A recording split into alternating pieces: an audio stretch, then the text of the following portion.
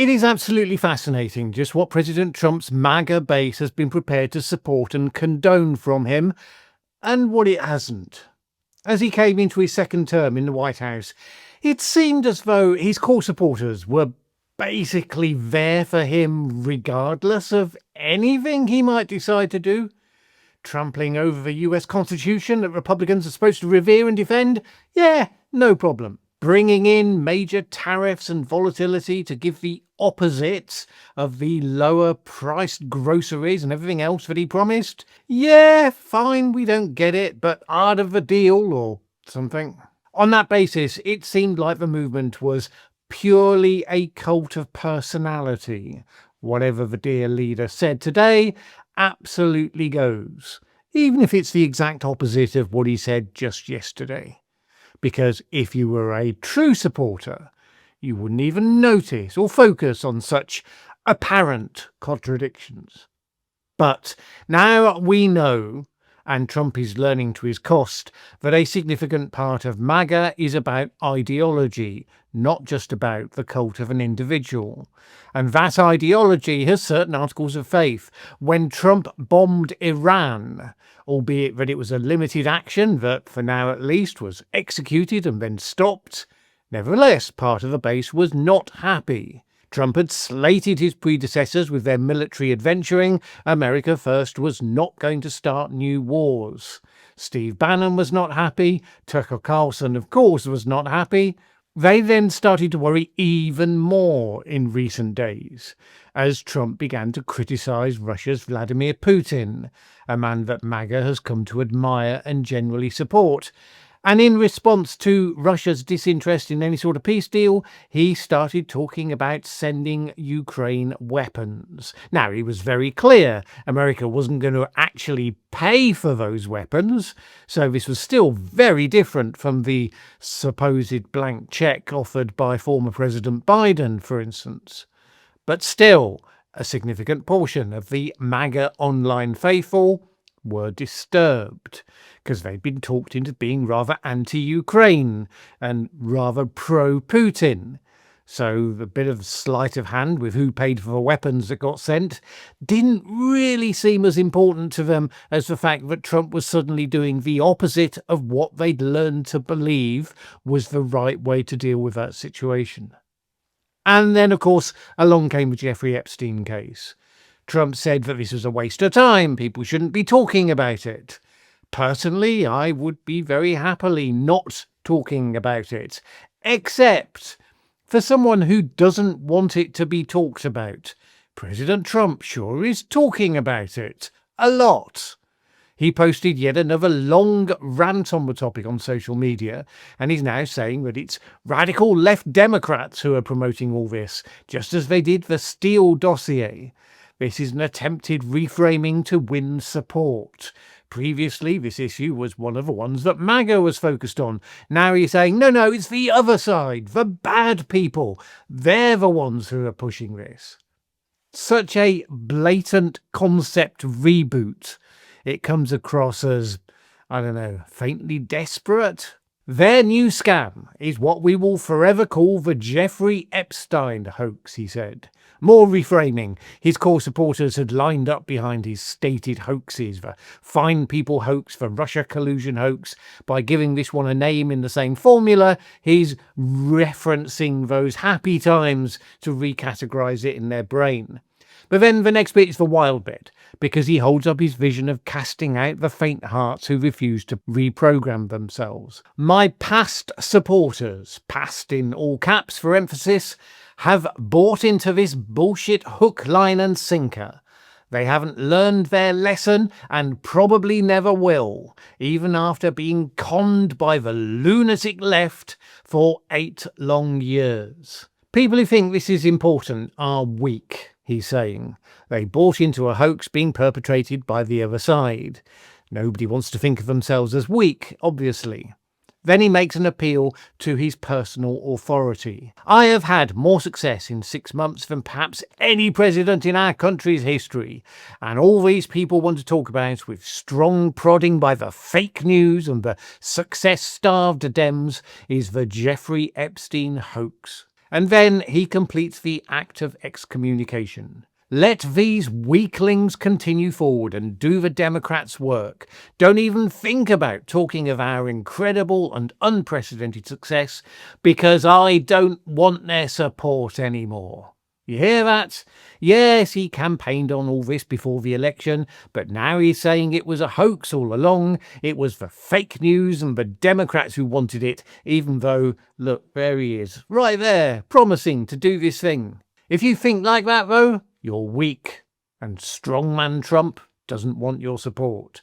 You know that club you value so much being a part of? You know that community you feel helps to define your identity? Well, all of that goes away unless you do what the cult leader says.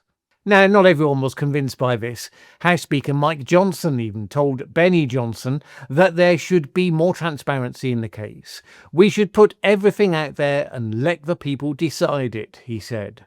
Marjorie Taylor Greene and Lauren Boebert, they called on Congress to take action, for example, appointing a special counsel to look into it, or subpoenaing the Justice Department for the case documents. Meanwhile, Trump was still stressing that of course he was for transparency and accountability, but you had to make sure that any evidence made public was credible. The credibility is very important, and you want credible evidence for something like that. Because as we've seen, President Trump is all about the credibility of the evidence, like how he wasn't when his administration arrested someone, called him a gang member, sent him to a gulag in El Salvador without evidence of criminal conduct or gang membership whatsoever.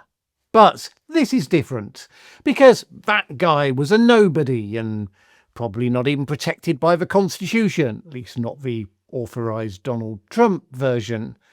But with Epstein, the innuendo and the Democrat talking points, well, they could end up hurting, important people.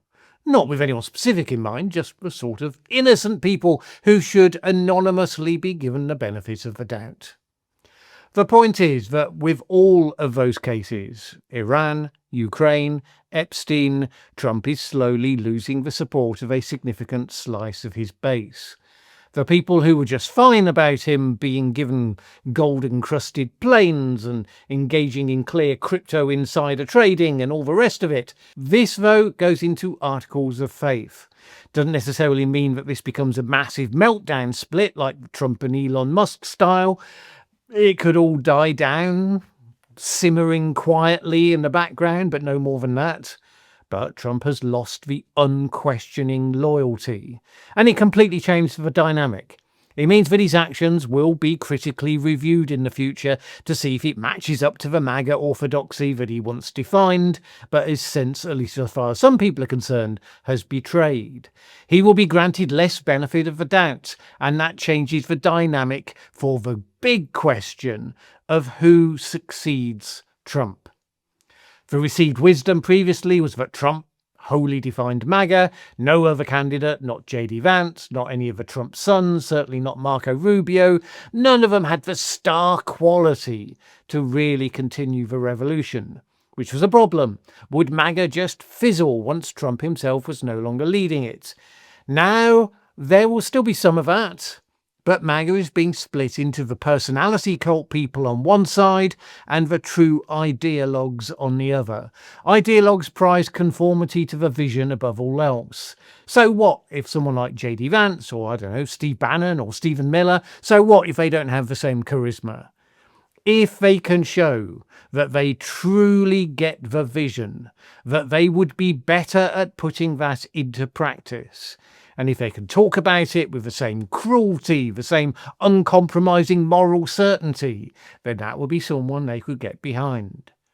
The first time you'll see the real shift, therefore, is when it comes to the primaries. Up until the cracks started showing in the MAGA movement, the whole dynamic for those primaries would have been a bunch of people swearing how there was no gap whatsoever between Trump's brilliance and their own. They would be just like Trump, they would say, but even Trumpier. Now there's got to be a good chance the narrative will be very different. They will be saying some great things have been done by Trump. He has been the blunderbuss to crack open the system. He should be thanked and respected for that. But, and you can come up with a soft version or a tough version of that but the person who opens the door isn't the person who can then follow through with all of the detail. That's one version. Or, but Trump sadly showed that he had flaws and let down the people on his side. But they could still get what they really voted for in 2028 with the right person, the next person. You see how it goes. Now, would that work? Well, it could definitely work in reuniting the MAGA movement behind the next great hope. After all, what are they going to do anyway? Vote Democrat? People who love Trump and people who thought they knew him but were disappointed by him, they could both be persuaded that someone true to the original vision but better able to actually deliver on it, more details focused, less chaotic, they could probably get behind. But if the 2028 election is a free and fair one, big if, they will very much have an uphill struggle. Because it won't be the MAGA loyalists they have to win over. It'll be the swing voters, who in 2024 remembered that the economy had been kind of okay under Trump the first time round, at least until COVID came along. So they chose to believe, though saying that Trump 2.0 would be much the same as before and the economy would do well. Either way, the fractures we're seeing now in the ranks of the red-hatted league tells us one thing that Trump will absolutely hate, assuming he lives long enough to see it. It means that the future mythology will be that President Trump, rather than being viewed as the one who made America great again, he will become known as a failure and a corrupt and weak politician.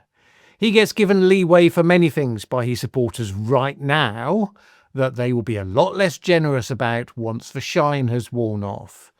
The fact that future MAGA will have to at least partly disavow present Trump, that in itself is a guarantee that the shine is already starting to dull.